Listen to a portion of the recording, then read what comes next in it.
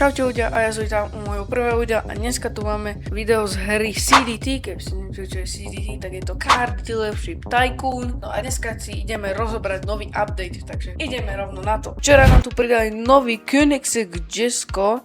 A je to limitka, stojí to 14 miliónov, je to karbonové. Pozrite na tie detaily, aha. Karbonové, veľmi pekné detaily. Poďme si s týmto auto zajazdiť, ako sa šoféruje.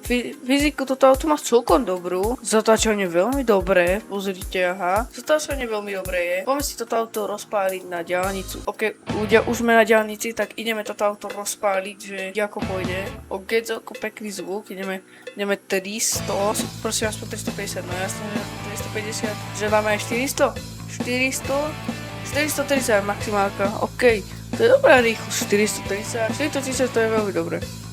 Poďme si ďalšie auto rozobrať, ktoré nám tu pridali do tohto updateu. Ďalšie auto tu máme Machina Pro Uragano, alebo Machina Uragano Pro.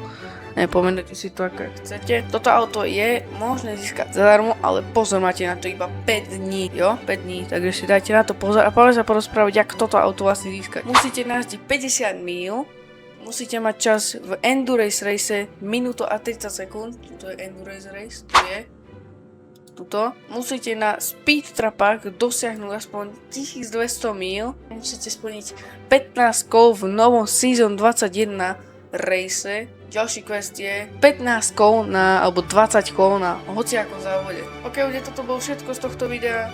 Keď bude nejaký nový update alebo niečo nové, čo pridajú, hneď to natočím o deň neskôr alebo nejako tak. Takže sa majte. Tak zatiaľ. Čus!